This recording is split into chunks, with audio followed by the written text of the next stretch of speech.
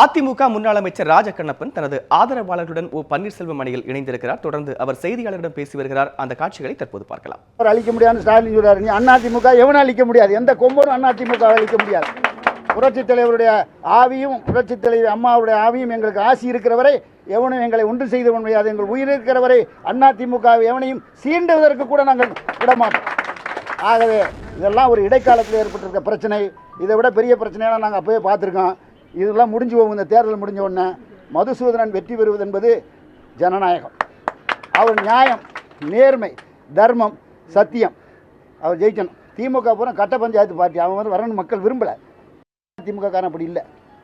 நியாயத்துக்கு பயந்தவன், நேர்மைக்கு பயந்தவன், யாரையும் வந்து அடாபடி பண்ணி பணம் சம்பாதிக்க மாட்டான். ஒழுங்கான கட்சினால தான் தமிழ்நாட்டில் ஓட்டு போட்டுக்கிட்டு இருக்கான் தொடர்ந்து அதிமுகவுக்கு. அம்மா காலத்திலையும் போட்டான், தலைவர் காலத்திலையும் போட்டான், எங்கள் காலத்திலையும் போடுவேன். நாங்கள் வந்து அடாவடிலாம் பண்ணுறது கிடையாது. இவர் அடாவடி பண்ணுவாரா? அண்ணனை பார்த்தாலும் இவன் அடாவடி பண்ணுற மாதிரி தெரியுதா? கிடையாது. இல்லை இல்லையா? அதனால் எங்களுடைய நோக்கம் வந்து திமுகவை வீழ்த்துவது, மதுசூதனை வெற்றி பெற செய்வது. தினகரனை பொறுத்த மட்டும் எங்களுக்கு ஒரு வேட்பாளரே அல்ல. அவர் வந்து இந்த கட்சியினுடைய பொறுப்பாளரும் கிடையாது, உறுப்பினரும் கிடையாது. அவர் ஒரு சுயேட்சை வேட்பாளர். 62 பேரில் 60 பேர் எப்படியோ அவர் தான். 2 பேர் தான் வேட்பாளர். ஒன்று நாங்கள் மதுசூதனன், இன்னொன்று திமுக. 2 தான். கம்யூனிஸ்ட் ஒன்று இருக்கு, அது பெரிய கட்சிங்கிறது அதானே.